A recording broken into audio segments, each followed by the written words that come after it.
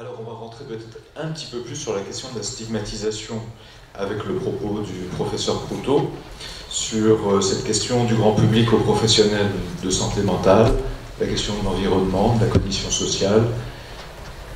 Je vous laisse prendre place et puis... Merci beaucoup.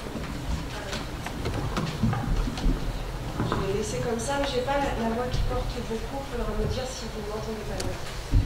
Merci tout d'abord aux organisateurs de m'avoir donné l'occasion de participer à cette journée.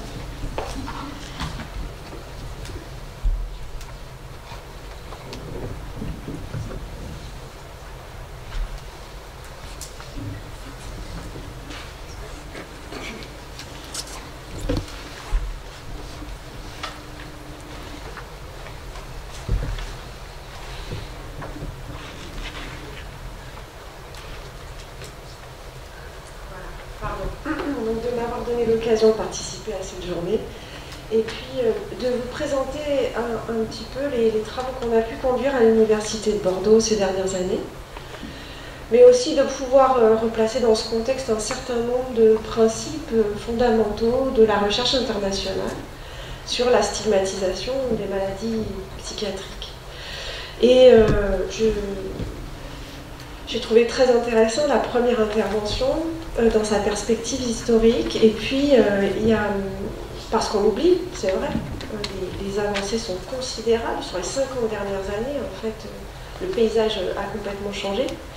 Et vous soulignez à un moment donné que le contact avec les personnes stigmatisées, donc là en l'occurrence avec les personnes qui souffrent d'un trouble psychiatrique, c'était ce qui fonctionnait le mieux.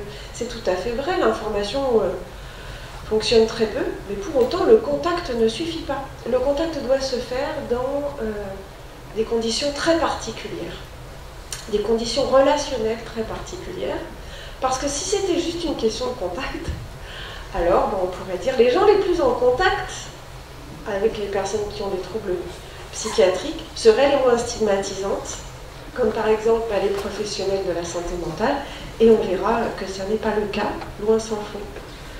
Alors, la stigmatisation, c'est un enjeu sociétal majeur, je ne vais même pas revenir là-dessus, le docteur Bonnet l'a très bien présenté.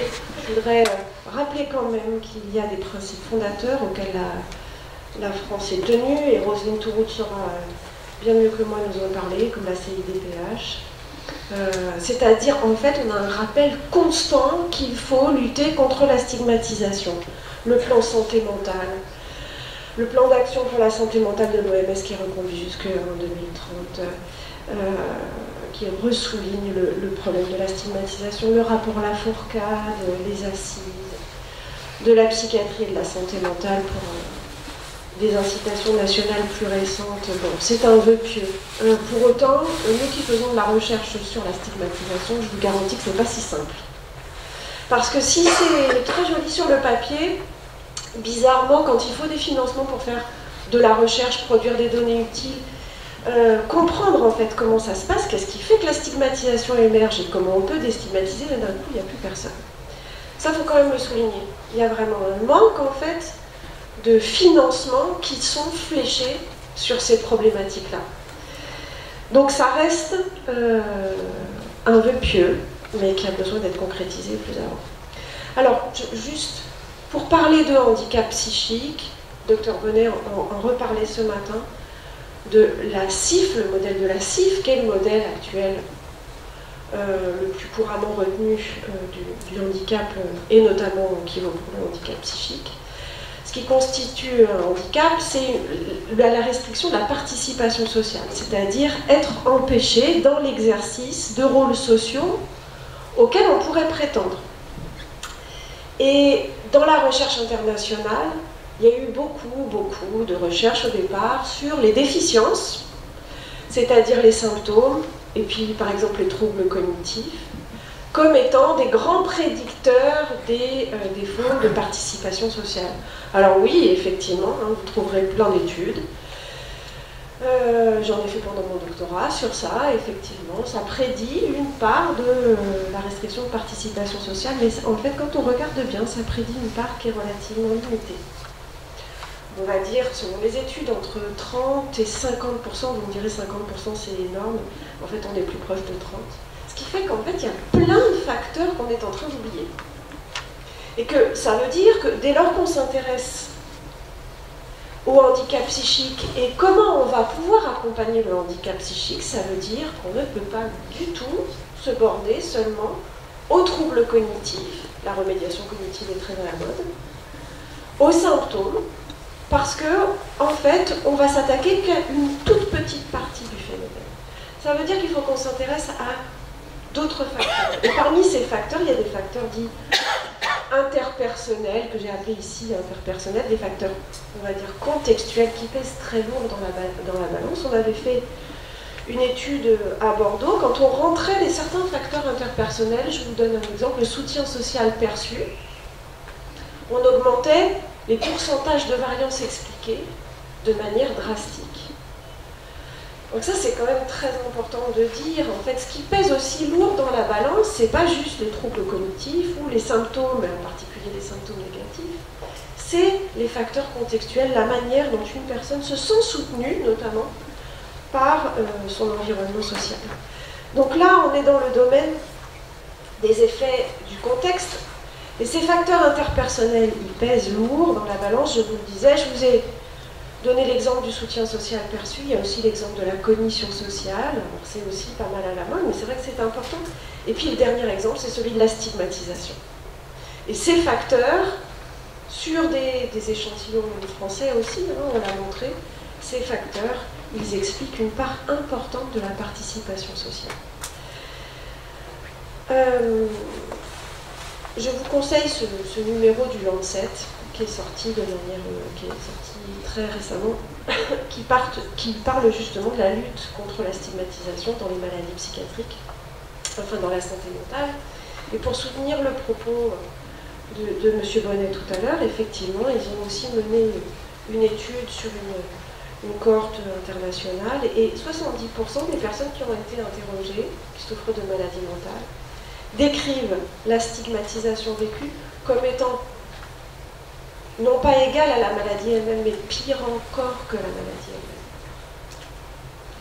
Donc ça, c'est quand même important de le souligner. Et puis, de manière, alors là, plus objective, il y a beaucoup d'études internationales qui ont pu montrer qu'effectivement, la stigmatisation, elle était associée à une plus forte symptomatologie, c'est-à-dire, en gros, c'est interprété comme un facteur qui va faire que les gens vont se sentir moins bien sur le plan psychique. C'est associé à un moindre fonctionnement social et professionnel. C'est associé à un moindre bien-être mental. Et puis c'est associé à une moindre recherche de soins et adhésion aux soins. Ça c'est important aussi parce que ça veut dire que la stigmatisation, elle a un effet aussi sur la possibilité qu'auront les professionnels de santé mentale de créer une bonne alliance avec les personnes. Alors concept et définition, je la fais très courte, puisque M. Bonnet a largement préparé le terrain. Donc en gros, on pourrait citer Goffman, puisque c'est quand même l'auteur princeps. Mais une manière de le dire simplement, c'est de dire la stigmatisation, c'est réduire un individu à sa catégorie sociale. Et là, la catégorie sociale qui va nous intéresser, c'est celle des malades psychiques, si on peut dire. À l'international, on dirait des malades mentaux, alors peut-être parfois je ferai l'erreur, mais réduire une personne à son appartenance à la catégorie des malades psychiatriques, avec tout ce qui va avec. Donc la stigmatisation, c'est attribuer à un individu un certain nombre de caractéristiques, alors qu'on ne la connaît même pas, qui sont des caractéristiques qui ne sont pas individuelles, mais qui sont des caractéristiques rattachées à sa catégorie sociale, celle des malades psychiatriques. La stigmatisation, j'aime bien ce petit schéma, alors j'avais envie de le partager avec vous, que je le trouve très éclairant. La stigmatisation, c'est 3 composantes. La première composante, c'est celle des stéréotypes. Les stéréotypes, ce sont des croyances, toutes faites, socialement partagées, apprises de manière totalement inconsciente, sur un groupe social. Des croyances, par exemple, sur les malades psychiatriques, ben, on y reviendra tout à l'heure. Hein. Par exemple, les croyances de dangerosité. On est en plein dedans avec ce qu'on a appris ce matin aux informations. Des croyances d'incompétence, etc. J'y reviendrai après. Des croyances toutes faites. Ces croyances, elles vont occasionner un certain nombre de ressentis, d'émotions, qui sont appelés les préjugés. C'est ces jugements, ces émotions qui sont issus des croyances stéréotypées. Par exemple, c'est le désir d'être à distance socialement.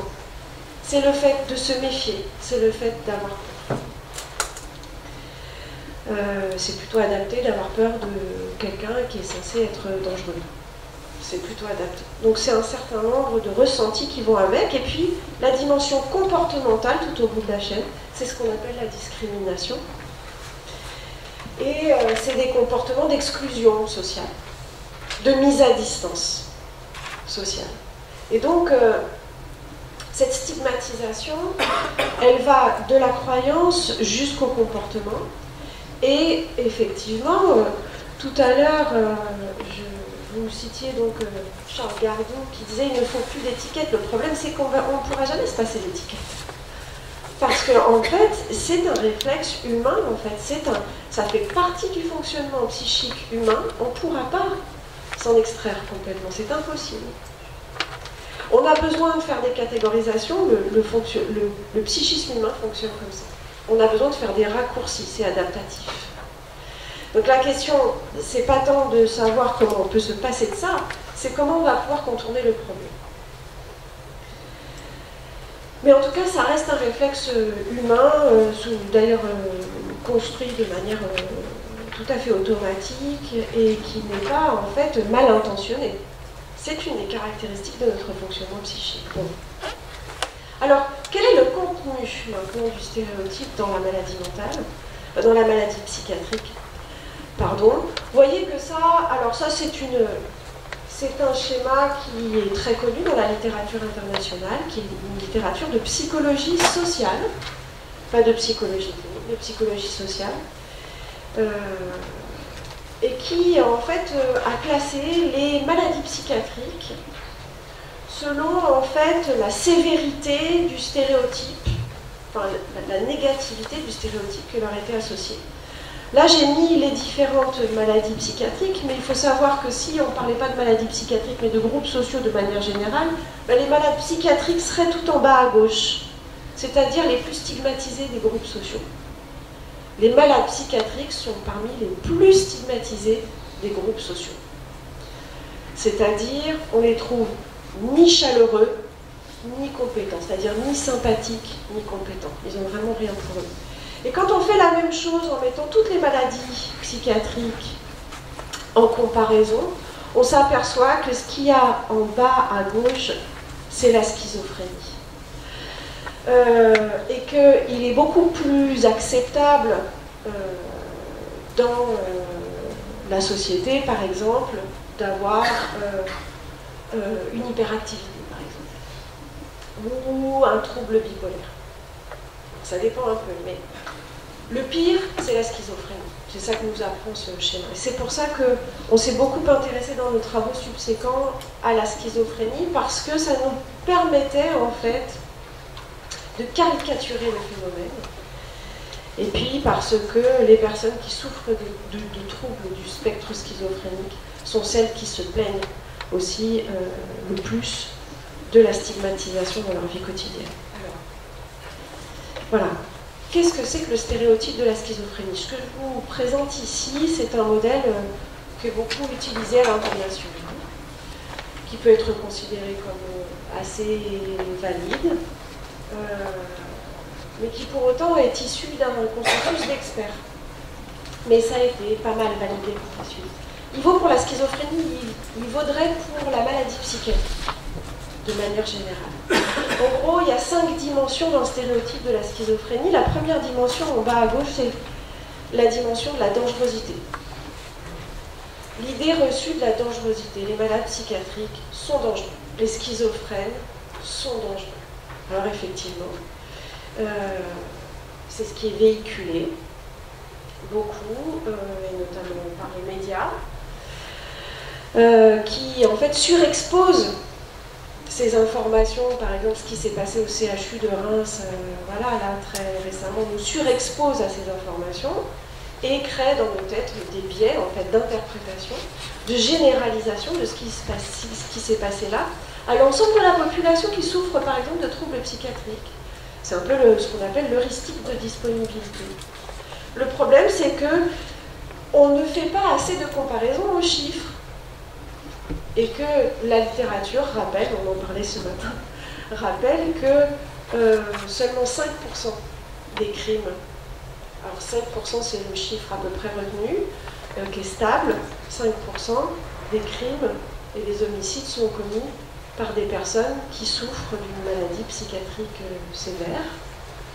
En revanche, ce qu'on passe sous silence, c'est que les personnes qui souffrent de troubles psychiatriques sont bien plus souvent victimes qu'autrices de violences. Donc vous voyez que là, pour la dangerosité, on est sur une idée qui est globalement une idée reçue.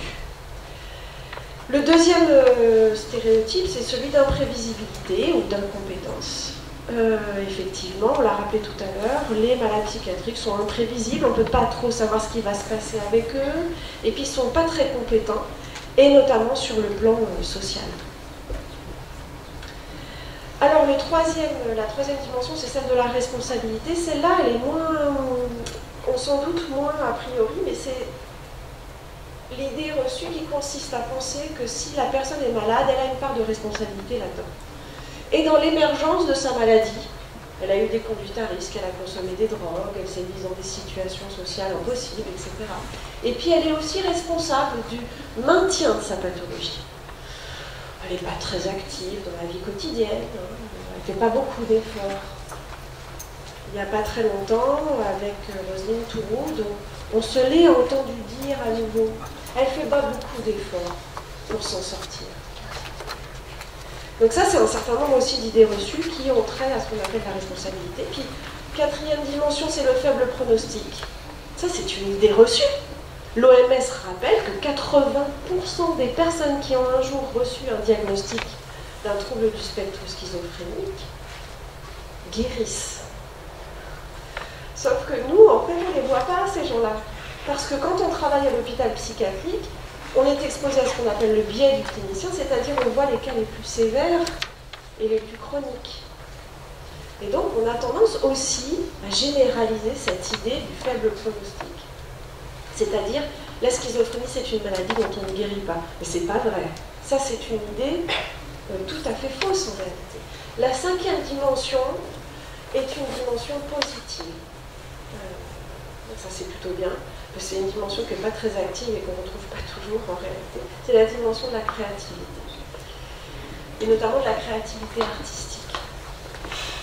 Alors, je vais vous présenter quelques résultats qu'on a produits donc, dans le contexte français, parce que pour autant, dans le contexte français, il n'y a pas énormément de données chiffrées qui nous permettent d'argumenter des choses, et notamment auprès des politiques publiques.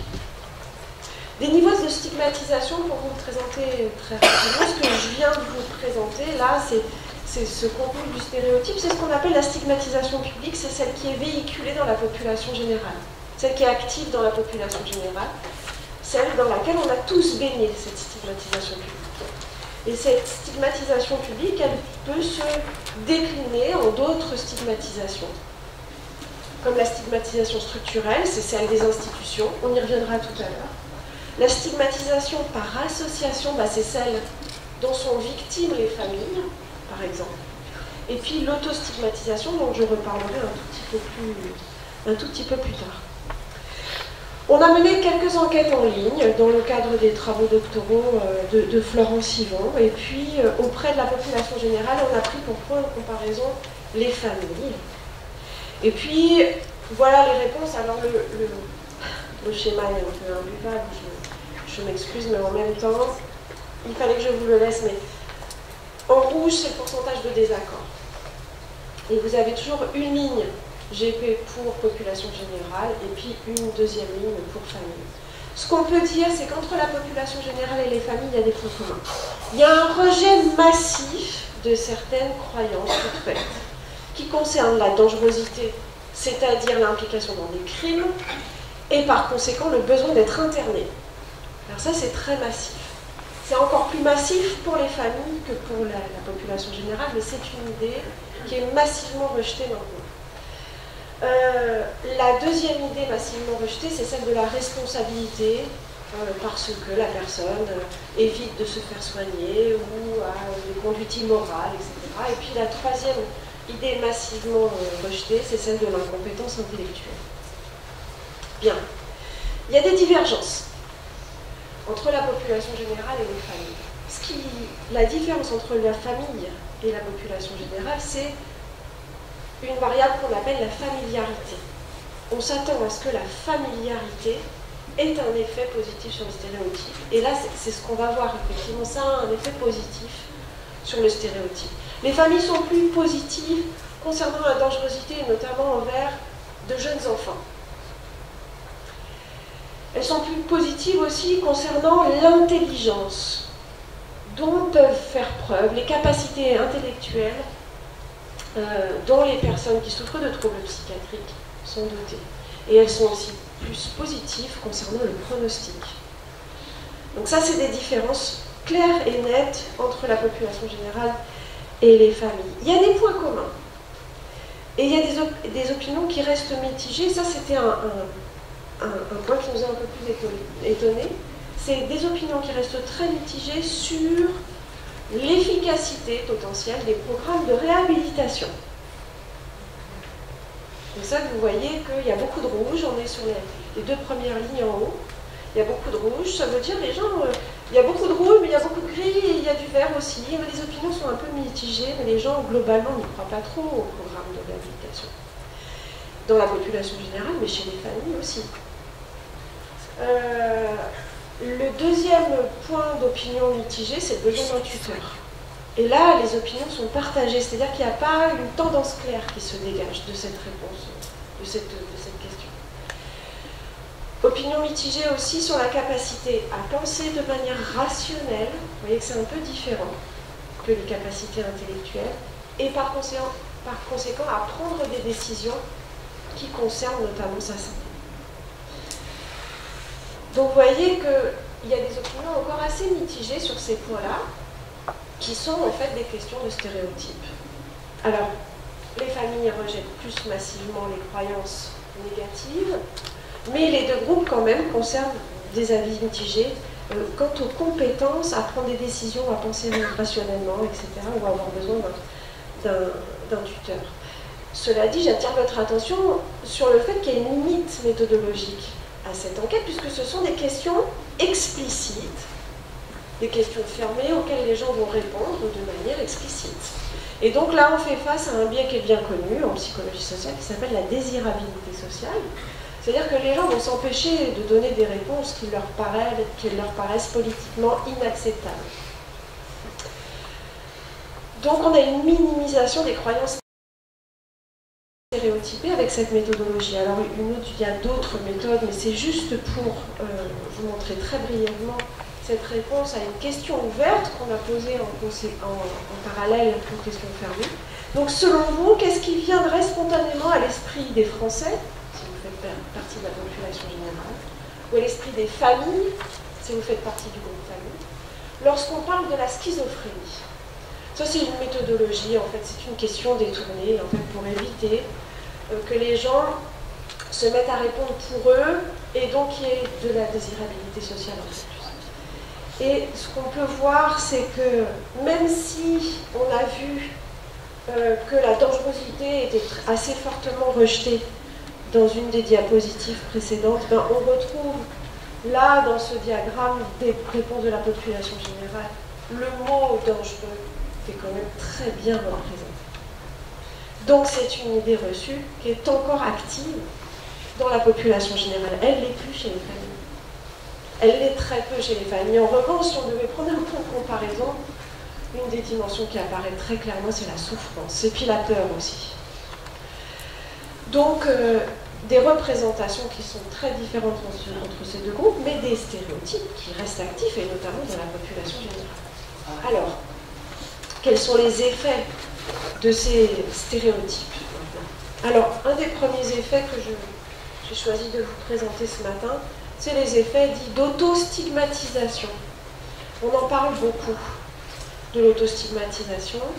Qu'est-ce que c'est? C'est une perte de l'estime de soi, une perte du sentiment de compétence personnelle, qui survient quand une personne internalise le stigma public. C'est-à-dire quand vous faites partie d'un groupe stéréotypé, ici les schizophrènes, et pour lequel il y a un certain nombre de croyances très négatives associées, au bout d'un moment, vous pouvez avoir tendance à les internaliser, c'est-à-dire à penser qu'elles sont vraies, à les appliquer à vous-même. Et c'est contre ce genre de stéréotypes et leur internalisation que luttent certaines associations. J'aime beaucoup cette photo de la Mad Pride qui a été prise pourtant il y a plusieurs années à Paris. L'autostigmatisation, il y a un modèle qui est le modèle des 3A de Corrigan, avec lequel on n'est pas forcément tout à fait d'accord dans mon équipe, mais c'est pas grave, je vous le présente parce qu'elle est très connue. C'est pas forcément parce qu'il est très connu qu'il est très vrai. Mais ce modèle, il dit qu'il faut d'abord avoir conscience des stéréotypes de son groupe social. C'est-à-dire, si vous êtes schizophrène, le mot est vilain, mais je l'utilise exprès. C'est le pire que vous puissiez faire pour activer la stigmatisation. Dire schizophrène. Il faut d'abord être conscient des stéréotypes qui sont associés à son groupe social. C'est la première étape. Et c'est là, déjà, dès cette première étape, qu'on n'est pas d'accord. Nous, on pense que c'est pas nécessaire d'être conscient de ces stéréotypes. Le deuxième, c'est être d'accord avec ces stéréotypes. C'est dire, oui, effectivement, les schizophrènes, ils sont un peu dangereux. Ou oui, effectivement, ils ont une part de responsabilité dans le maintien de leur maladie. Ils n'en font pas assez, ils ne sont pas suffisamment motivés, ils ne font pas d'efforts pour sortir de chez eux, ils ne prennent pas bien leurs médicaments, enfin, voilà. Et puis la troisième étape, c'est se l'appliquer à soi. Et je pense que vous serez tous d'accord avec moi, ou la plupart seraient d'accord pour dire qu'on a bien vu qu'un certain nombre de ces idées reçues, les gens pouvaient se les appliquer à eux-mêmes, sans forcément être d'accord avec ces stéréotypes et sans forcément toujours en être conscient. Donc le phénomène est plus insidieux que ça, semblerait-il. Une autre manière de le conceptualiser, c'est le concept d'identité-maladie, qui est très intéressant, qui dit, en fait, au fur et à mesure de l'entrée dans la maladie, de confrontation avec le milieu psychiatrique aussi, l'identité dite prémorbide, cette identité qui existait avant qu'on ait reçu un diagnostic, elle est peu à peu érodée au profit d'une nouvelle identité qui vient écraser l'ancienne, qui s'appelle l'identité maladie. C'est-à-dire, je ne suis plus une femme avec un niveau d'études master qui a plusieurs enfants. Je suis schizophrène. Et ça, c'est le premier point qui me définit. Vous voyez l'idée? Et ce passage entre l'identité prémorbide et l'identité maladie se fait par le biais de l'autostigmatisation. Donc c'est important l'autostigmatisation parce que ça veut dire que quand on demande effectivement aux personnes qu'on accompagne de nous raconter qui elles sont et ce qu'elles désirent faire, alors elles vont nous répondre potentiellement aussi par le prisme de l'autostigmatisation. C'est important parce que l'autostigmatisation, elle peut aussi avoir des effets insidieux qu'on ne s'attendrait pas dans nos façons de procéder classiques. Par exemple, quelque chose qui a été beaucoup prôné, et qui l'est encore, c'est l'augmentation de l'insight, c'est-à-dire la conscience de la maladie, de ses conséquences, et des besoins de traitement qui y sont associés. C'est ça la définition de l'insight. Et une partie, en fait, une bonne partie de la littérature psychiatrique internationale considère que l'amélioration de l'insight, c'est même un prérequis pour pouvoir aller mieux. C'est un prérequis aussi pour, bien sûr, prendre conscience que vous avez besoin des soignants. Puisque vous êtes malade, vous avez besoin de soignants, vous avez besoin de soins. On est d'accord, l'idée n'est pas dérangeante à la base. Le problème, c'est peut-être d'en faire une cible thérapeutique prioritaire. C'est-à-dire, rien n'est possible, je caricature un peu, rien n'est possible tant que l'insight n'aura pas été amélioré. Or, le problème, c'est qu'on sait maintenant que chez certaines personnes, l'amélioration de l'insight, elle est associée. Ça ne vaut pas pour tout l'échantillon, mais ça vaut pour, on va dire, entre un tiers et une moitié de l'échantillon, ce qui est quand même énorme en réalité. L'augmentation de l'insight est associée à une diminution de l'estime de soi, à une diminution de l'espoir, à l'augmentation en fait des symptômes anxieux, à l'augmentation des idées suicidaires et des sentiments dépressifs. Je n'ai pas fait toute la liste. Et que le facteur qui médit ça, c'est-à-dire le mécanisme qui est sous-jacent à ça, c'est l'autostigmatisation. C'est-à-dire que l'idée ici, c'est de dire que dès lors que vous améliorez, que vous augmentez l'insight, alors vous augmentez aussi l'autostigmatisation. Et par conséquent, vous faites face à un certain nombre en fait, de conditions, de conséquences extrêmement négatives et péjoratives pour les personnes. Donc ça, c'est ce qui est nommé dans la littérature le paradoxe de l'insight. C'est Paul Lisaker qui a beaucoup écrit sur ça. Le troisième effet que je voulais vous citer, alors M. Bonnet l'a présenté tout à l'heure sans le nommer de cette manière-là, mais ça s'appelle le white try effect, qui est en fait une des conséquences négatives classiques de l'autostigmatisation, qui est en gros une forme d'évitement comportemental. C'est pourquoi je devrais essayer. Pourquoi je devrais essayer de sortir de chez moi? Pourquoi je devrais essayer d'aller reprendre cette formation, de m'intégrer dans ce groupe si je sais que je ne suis pas capable? Si je vais avoir du mal parce que je n'ai pas les mêmes compétences, parce que je ne suis pas très bon socialement, parce que je suis trop vite stressée, parce que je... Et c'est pas juste parce que...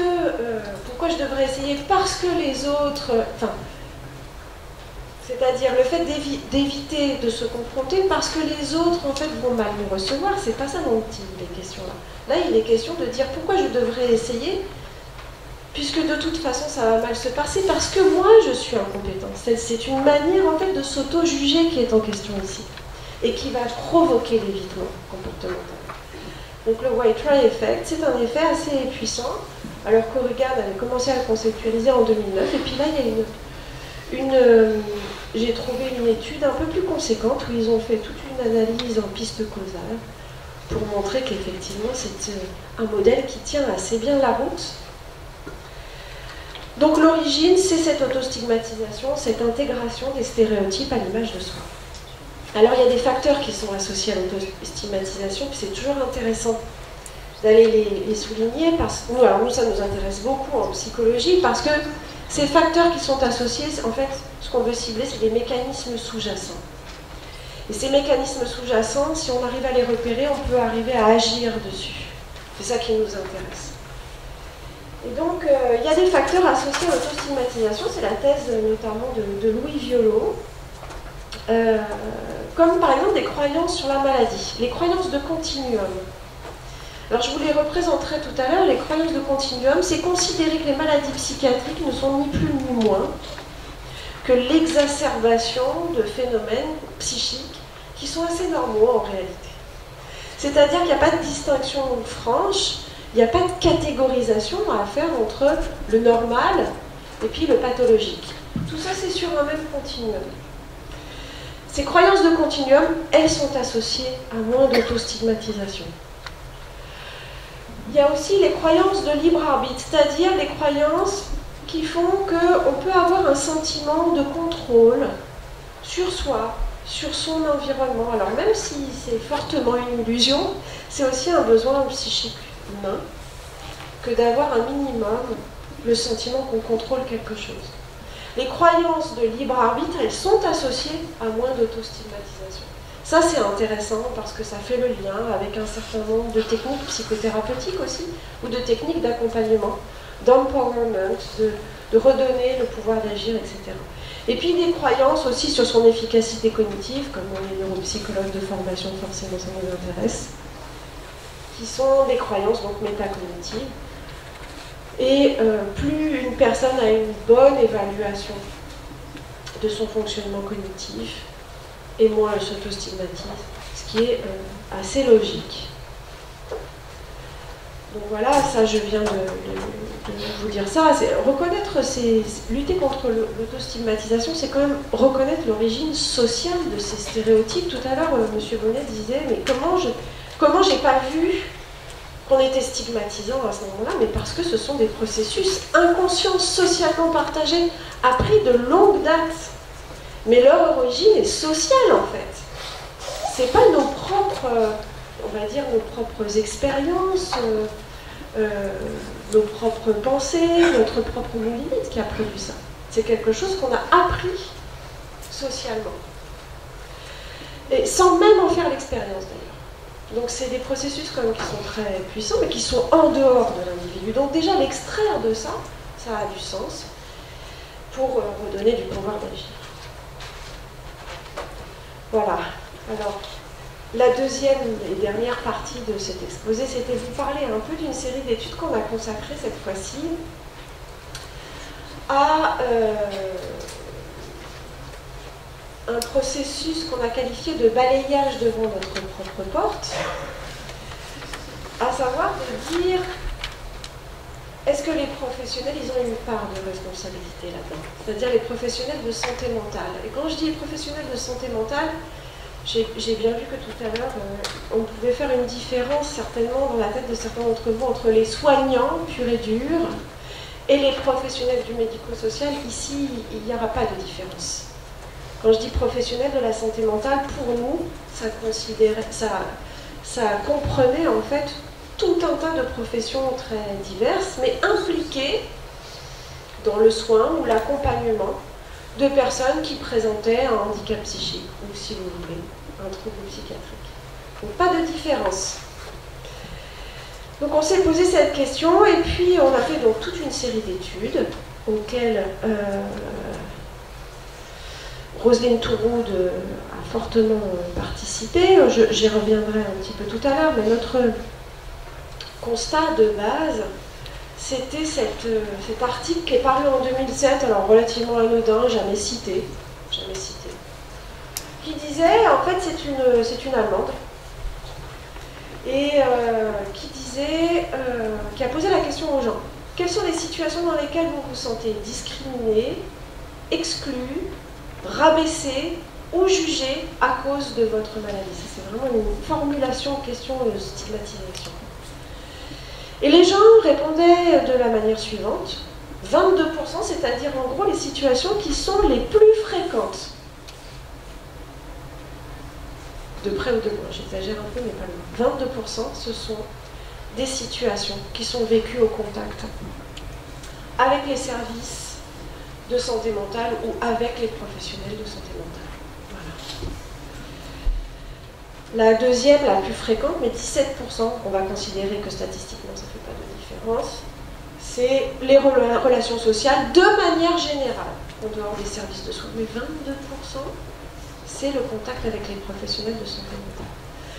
Donc ça nous a paru suffisamment frappant pour s'attaquer à cette question-là.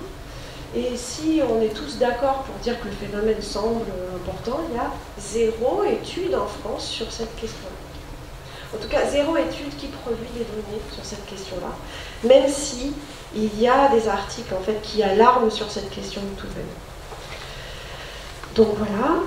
Après, c'est l'accès à l'emploi, etc. Donc là, on en rentre dans un autre domaine qui est le domaine de la stigmatisation structurelle, c'est-à-dire la stigmatisation qui est opérée par les services de soins, par les politiques de santé publique, etc., etc. Une stigmatisation systémique, comme on dit.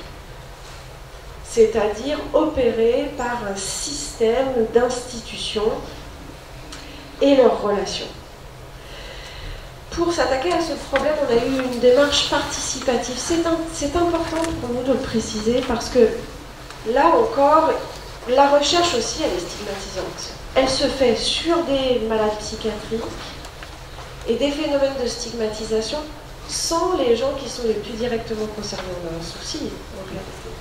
Donc si on voulait aller un peu jusqu'au bout de la démarche, il fallait inclure plusieurs parties prenantes dans le déroulé, depuis la création de la question de recherche jusqu'à l'interprétation et la diffusion des résultats.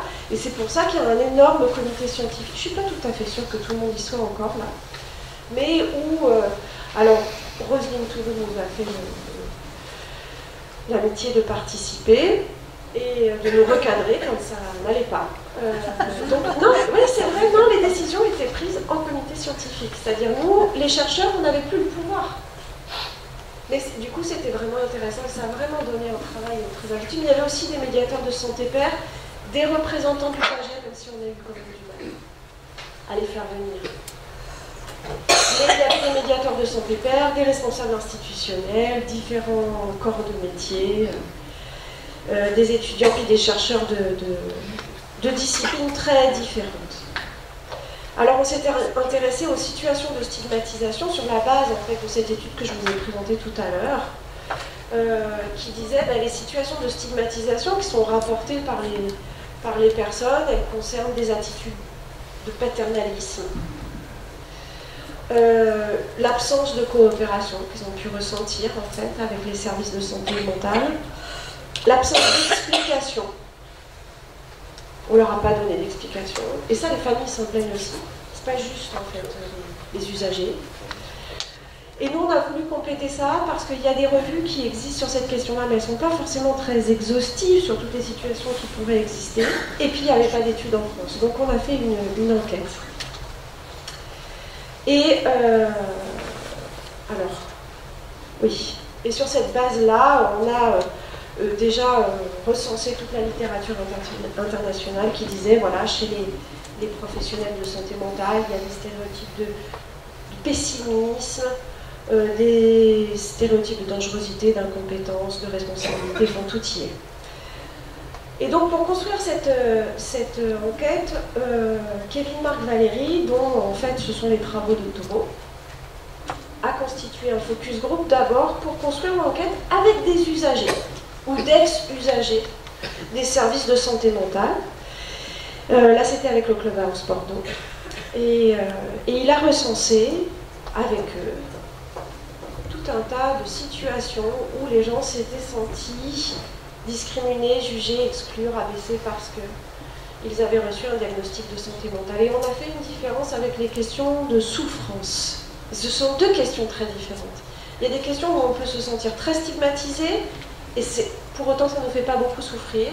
Et l'inverse peut être vrai aussi. Donc on a bien fait la différence entre les deux.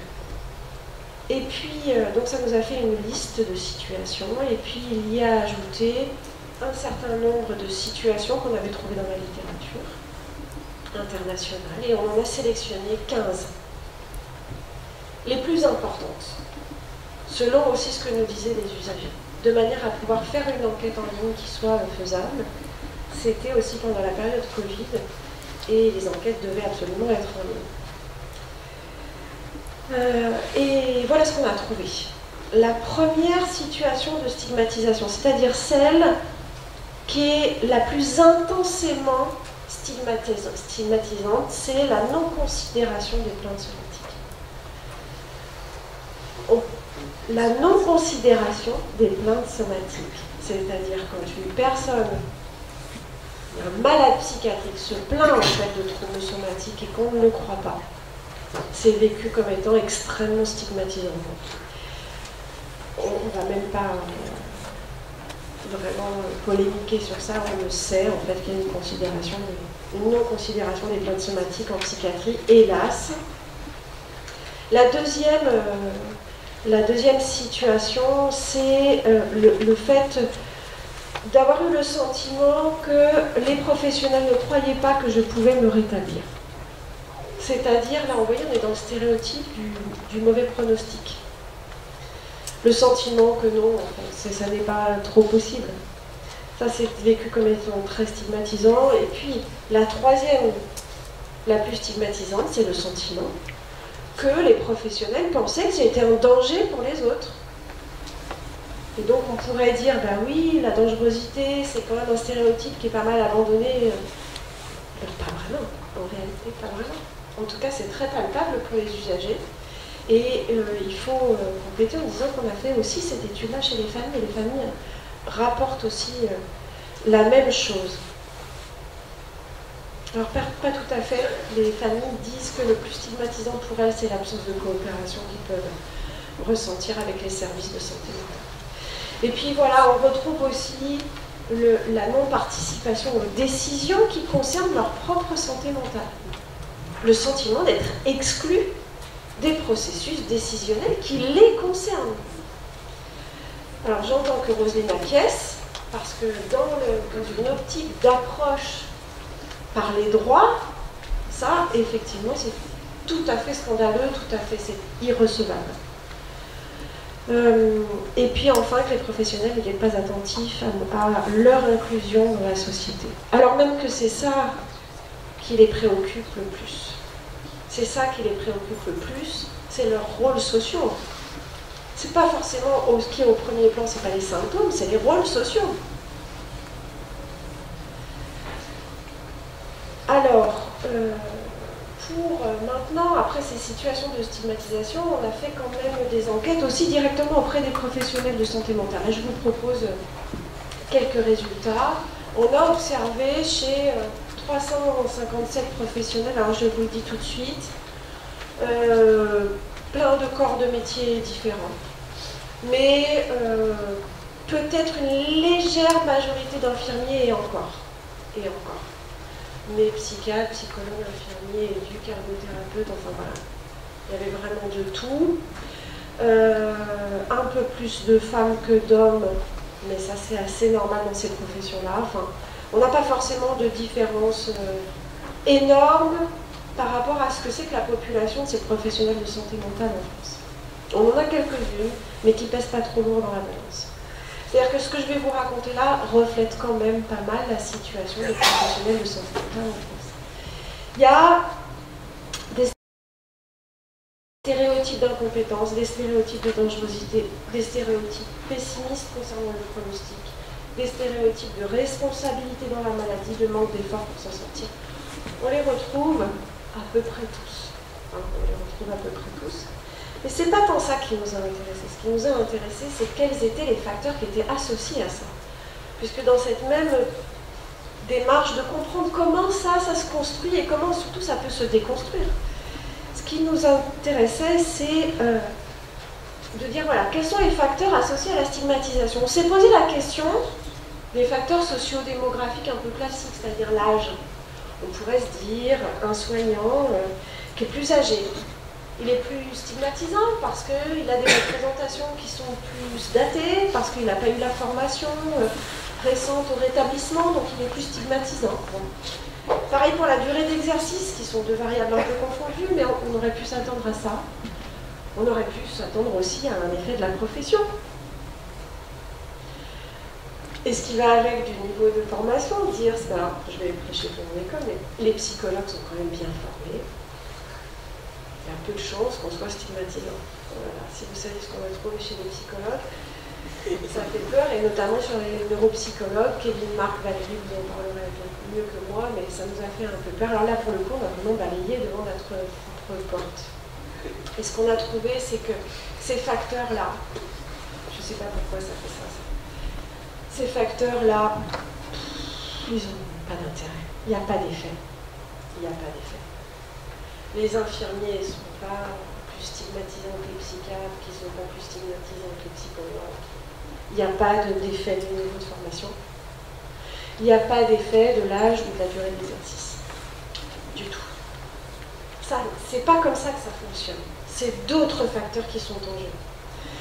Et les facteurs en jeu, ce sont plutôt des croyances autour de la maladie en elle-même, la conception même de la maladie psychiatrique, du trouble psychiatrique, des croyances sur son propre travail et le sens que ça peut avoir, et puis certaines pratiques professionnelles. Je vous montre juste quelques exemples, juste pour terminer cet exposé. Le premier type de croyance autour de la maladie, c'est l'approche en continuum qui s'oppose à l'approche catégorielle. L'approche catégorielle, c'est dire il y a des catégories de maladies psychiatriques, c'est type DSM, CIM. Tous les corps de métier en santé mentale sont formés avec ces classifications. Il n'y a pas de souci avec ça. Mon propos, c'est pas de remettre ça en cause, c'est de dire il peut y avoir un effet pervers de ça. L'effet pervers, c'est l'augmentation de la stigmatisation. Parce qu'elle catégorise des maladies mentales, et en faisant ces catégories, elle crée des catégories sociales. Une autre approche, et c'est pas nous les auteurs de cette approche, hein, c'est par exemple Jim Ross, et puis tout un tas d'autres psychiatres qui ont essayé de déconstruire un peu des choses dans la dernière version du DSM, mais avec peut-être un peu, pas en tout cas les effets attendus, mais il y a quand même des travaux très sérieux hein, qui vont dans le sens plutôt de l'approche en continuum. De dire, c'est ce que je vous disais tout à l'heure, la schizophrénie, ça n'est rien d'autre que l'exacerbation de phénomènes qui sont présents dans le psychisme normal. Par exemple, le fait d'entendre des voix. On sait que c'est quelque chose qui est extrêmement distribué dans la population générale, qui est plus présent à certains moments chez les personnes qui souffrent de schizophrénie, mais pour autant c'est un phénomène qui existe dans la population générale. Et donc l'idée du continuum, c'est de dire il n'y a pas d'un côté la schizophrénie et de l'autre côté la population dite saine entre les deux une frontière hermétique, essentialiste, c'est-à-dire ce seraient deux types de fonctionnement et de structures totalement différents, non. Il y a un continuum de fonctionnement entre ces deux catégories sociales. Et quand on conçoit les choses de cette manière-là, ben, en tout cas chez les soignants, on serait moins stigmatisant. Quand on a moins de croyances catégorielles et plus de croyances en continuum, on est moins stigmatisant. Donc ça, c'est quand même un résultat important parce que ça veut dire que dans la formation même des futurs professionnels de la santé mentale, il y a quelque chose qu'on peut faire. Que les approches nosographiques restent comme des bases, pas de problème, mais donner des éléments aussi en faveur de l'approche en continuum. Le deuxième élément, c'est les similitudes perçues. Et dans les similitudes perçues, alors ça c'est un modèle de la psychologie sociale qui dit en gros, quand vous rencontrez quelqu'un, soit vous percevez chez lui des similarités avec vous, et à ce moment-là, vous allez vous sentir proche, assimilé, créer du contact, etc. Soit vous percevez des dissimilarités, et là, à ce moment-là, vous allez plutôt avoir le comportement et les ressentis opposés.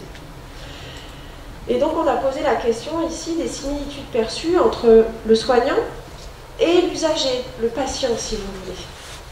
Donc, entre le soignant et l'usager, c'est-à-dire en posant la question au soignant de est-ce qu'il percevait des similitudes entre lui-même et les personnes qui souffraient de schizophrénie.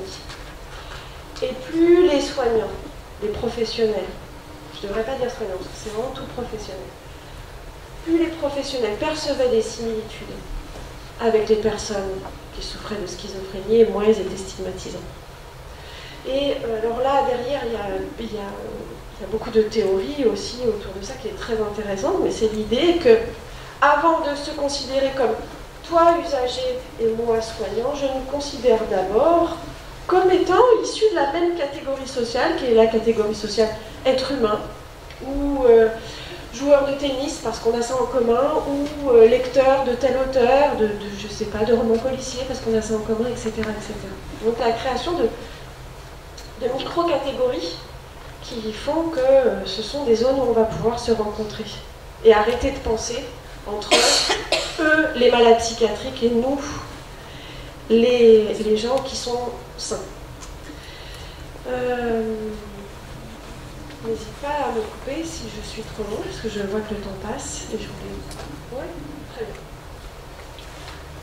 Et puis, un des derniers aspects, c'est les pratiques orientées rétablissement. Alors, je ne vais pas vous refaire le rétablissement, je pense que vous connaissez ça par cœur, mais qui s'oppose vraiment à la vision biomédicale des maladies psychiatriques. Donc, ce ne sont pas du tout centrés, ce n'est pas du tout les mêmes cibles de traitement. C'est pas du tout la même approche. En gros, ce qu'on a pu observer, alors là, de manière assez forte, c'est que plus les professionnels déclaraient avoir des pratiques orientées rétablissement et moins ils étaient stigmatisants. Et le lien est assez fort. C'est pas forcément une relation de cause à effet, mais les deux fonctionnent ensemble, voilà ce qu'on peut dire. Les deux varient ensemble. Et donc, est-ce que c'est parce qu'ils ont des pratiques orientées rétablissement qui sont moins stigmatisants, ou est-ce que c'est parce qu'ils sont moins stigmatisants qu'ils ont plus de pratiques orientées rétablissement? J'ai envie de vous dire, nous, ce dont on a l'impression, en discutant aussi avec les collègues, c'est que c'est un peu des deux. Et qu'on est certainement dans une sorte de cercle vertueux quand on considère la stigmatisation des pratiques orientées rétablissement. Voilà, bon, je vais aller vite là-dessus, mais un des aspects des pratiques orientées rétablissement qui est hyper intéressant, c'est l'inclusion des usagers à la mise en œuvre des pratiques. Et ça, c'est intéressant parce qu'on est dans des conditions que M. Bonnet citait tout à l'heure, les conditions du contact. Et le contact, on sait que c'est ce qui déstigmatise le mieux. Ça, c'est intéressant. Ça veut dire que la participation des usagers, la contribution, la collaboration avec les usagers est un élément hyper intéressant pour penser les actions de déstigmatisation.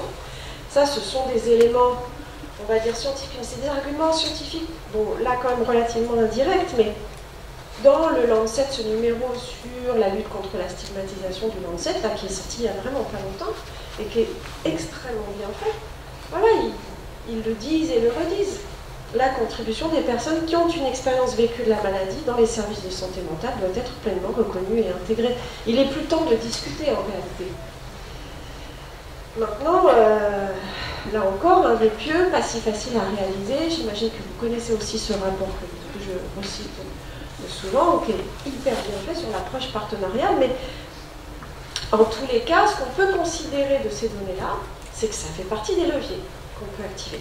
Le dernier facteur que je voulais vous citer, qui pour moi vraiment est un facteur extrêmement important, et qu'on s'est félicité d'avoir inclus grâce à la participation de nos collègues de psychologie du travail, à savoir Sonia Laberon notamment, qui nous a dit qu'il fallait considérer aussi la manière, les facteurs qui y avaient trait à la manière dont les professionnels se sentaient dans leur exercice. C'est ce qu'on appelle par exemple ici le sentiment d'utilité professionnelle. C'est à quel point je me sens un professionnel utile selon les valeurs professionnelles que je me donne. Et on a montré très clairement, là encore, qu'il y avait une association entre les deux. Plus les soignants se sentaient utiles professionnellement, et moins ils étaient stigmatisants. Donc il y a un lien entre les deux. C'est un lien qu'on a creusé un petit peu, et Kevin avait trouvé un certain nombre de références qui étaient hyper intéressantes pour penser ça, qui était de dire en gros que dans la littérature ça a été montré, plus il y avait de stigmatisation et plus les professionnels se sentaient épuisés émotionnellement, avec plus de sentiments de dépersonnalisation, de fatigue de compassion, c'est-à-dire le coût en fait émotionnel que leur demande le fait de se sentir en empathie avec les usagers.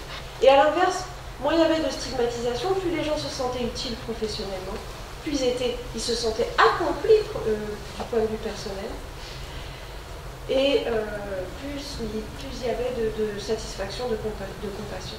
En gros, la stigmatisation est directement associée à la qualité de vie au travail, et même au phénomène de burn-out. Ça, c'est quand même extrêmement important de le dire, c'est que si la stigmatisation s'opère chez les soignants, elle s'opère déjà malgré eux, c'est une stigmatisation malgré soi. On a jusqu'à présent encore rencontré aucun soignant qui se disait être stigmatisant et qui était content de le faire, et qui avait calculé comment il pourrait optimiser sa stigmatisation. Ça ne se passe pas comme ça. Bien entendu que ça ne se passe pas comme ça, mais ce qui est important de souligner, c'est que la stigmatisation, ce qu'on a rencontré bien plus souvent, c'est qu'elle va à l'encontre des valeurs professionnelles des professionnels de santé mentale, ce pourquoi ils ont voulu faire ce métier, et que si elle s'opère malgré eux, elle s'opère au détriment de leur propre qualité de vie au travail, et je dirais de leur propre santé mentale de professionnels. Tout à l'heure, M. Bonnet disait, moi aussi j'ai été stigmatisée en tant que professionnel. Il y aurait long à dire aussi sur cette question de la stigmatisation des professionnels. Voilà, donc une stigmatisation malgré soi, juste pour informer qu'on est en train, là, sur les 2 prochaines années, de valider l'atelier de déstigmatisation qu'on a créé sur la base de ces travaux Princeps. Voilà, et merci.